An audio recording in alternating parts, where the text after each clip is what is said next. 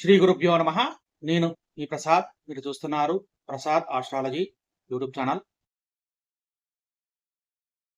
ఈ వీడియోలో రుణ బాధ అంటే అప్పుల బాధ నుండి ఏ విధంగా బయటపడాలి అనే అంశం గురించి ఈ వీడియోలో మనం మాట్లాడదాం అన్నమాట.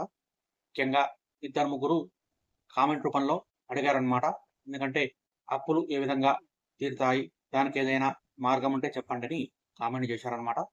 కాబట్టి వాళ్ళకు డైరెక్ట్గా చెప్పడమే కాకుండా అందరికీ ఉపయోగపడుతుంది అనే ఉద్దేశంతో నేను ఈ వీడియో చేస్తున్నాను అన్నమాట.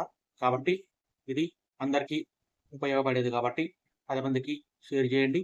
అలాగే ఈ వీడియో నచ్చితే లైక్ చేయండి. దాంతోపాటు మన ఛానల్ని కనుక సబ్స్క్రైబ్ చేసుకోకపోతే దయచేసి సబ్స్క్రైబ్ చేసుకో. ముఖ్యంగా ఈ అప్పుల బాధ అనేది చాలామందికి చాలా రకాలుగా ఇబ్బంది పెడుతుంది.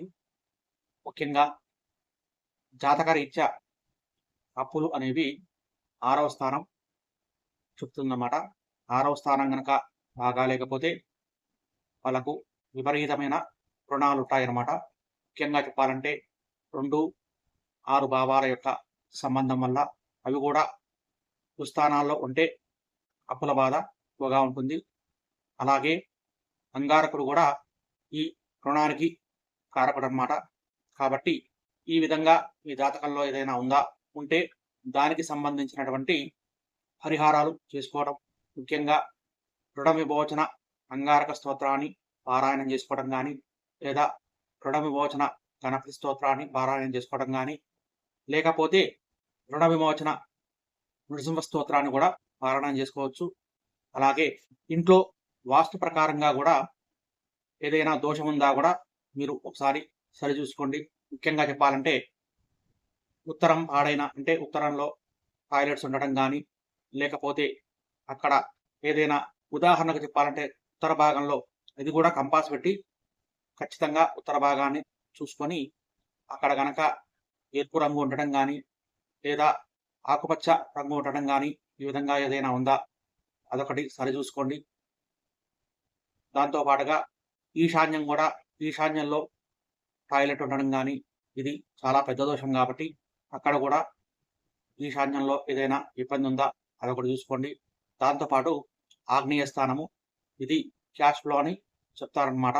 కాబట్టి ఈ ప్రాంతంలో కూడా ఏదైనా దోషం ఉండటం కానీ, ముఖ్యంగా చెప్పాలంటే ఈ మధ్య ప్రతి ఇంట్లో కూడా ఆగ్నేయంలో బ్లూ కలర్ ఒకటి, బ్లాక్ కలర్ ఒకటి ఎక్కువగా వేస్తూ ఉంటారు. కాబట్టి ఇది కూడా డబ్బుకి ఇబ్బంది పడడం, దాంతోపాటుగా ఆడవాళ్ళందరూ కూడా ఇబ్బంది పడే అవకాశం ఉంటుంది. కాబట్టి ఈ ప్రాంతంలో ఆ విధంగా ఉందా ఒకసారి సరి చేసుకోండి. అలాగే మీరు గనక దక్షిణ నైరుతిలో గనక మీ బీరువా ఉండి అందులో గనక మీ డబ్బంతా కూడా మీరు దాచుకోవడం కానీ, లేకపోతే మీ బంగారం కానీ అక్కడ పెట్టుకుంటే అదంతా కూడా, ఎందుకంటే అది వేస్టేజ్ జోన్ అన్నమాట.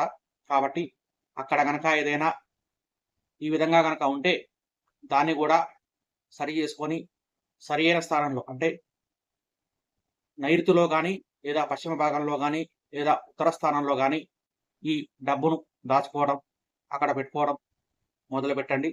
ఆ విధంగా చేయడం వల్ల కూడా ఈ వాస్తు దోషం ఏదైనా ఉంటే పరిహారం అయ్యే అవకాశం ఉంటుందన్నమాట. ముఖ్యంగా ఉత్తర భాగంలో కుబేరుడి యొక్క ఫోటోను కానీ, లక్ష్మీదేవి ఫోటోను కానీ ఉంచుకోండి. అలాగే ఈశాన్యంలో ముఖ్యంగా ఈశ్వరుడి ముందున కంపాస్ పెట్టి, నేను చెప్పేది ఏంటంటే కంపాస్ పెట్టి చూసుకోవాలన్నమాట.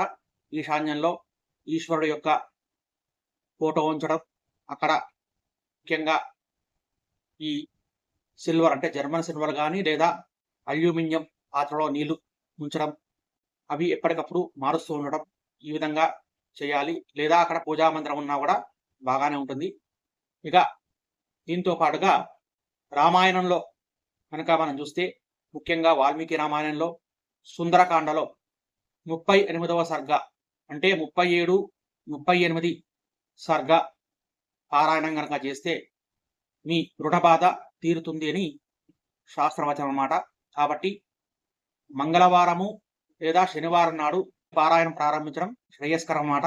ఇది మీ శక్తిని అనుసరించి 11 రోజులు కానీ, లేదా 21 రోజులు కానీ, లేదా 40 రోజులు కానీ ఈ పారాయణం చేయవచ్చు అన్నమాట. దాంతో పాటుగా ఈ పారాయణం అనంతరం శ్రీరామ జయ రామ జయ జయ రామ అనే నామస్మరణ కనుక చేసుకుంటే ఇంకా చాలా మంచిది. అయితే ఇంత పెద్ద సర్గ మొత్తం పారాయణం చేయాలి అంటే చాలా మందికి కుదరొచ్చు, కుదరకపోవచ్చు. కాబట్టి వాళ్లకు ఒక శ్లోకం ఉందన్నమాట. ఈ శ్లోకాన్ని గనక పారాయణం చేసినా కూడా వాళ్ళకు కూడా ఈ ఫలితం కలుగుతుంది. కాబట్టి ఇప్పుడు ఆ శ్లోకం చదువుతున్నాను. వీలుంటే డిస్క్రిప్షన్లో కూడా ఈ శ్లోకాన్ని పెడతాను, చూసుకోండి. నమోస్తు రామాయ సలక్ష్మణాయ దేవ్యై చ తస్మై జనకాత్మజాయై నమోస్తు రుద్రేంద్ర యమానిలేభ్యో నమోస్తు చంద్రార్క మరుద్గణేభ్యః సంక్షిప్తోయం మయాత్మా చ రామార్తే రావణస్సహి సిద్ధిం మే సంవిదాస్యంతి దేవాసర్షి గణాత్విషా బ్రహ్మా స్వయంభూర్భువః దేవాశ్చైవ దిశంతు మే సిద్ధిమగ్నిశ్చ వాయుశ్చ పురుహూతశ్చ వజ్రవతు వరుణః పాశహస్తశ్చ సోమాదిత్యౌ తదైవ చ అశ్వినో చ మహాత్మానౌ మరుతః సర్వ ఏవ చ సిద్ధిం సర్వాణి భూతాని భూతానాం చైవ యః ప్రభుః దాస్యంతి మమ ఏ చాన్యే యదృష్టాపదిగోచరాః. ఈ శ్లోకాన్ని 80 రోజుల పాటు 54 సార్లు చదువుకోవాలని చెప్పారన్నమాట.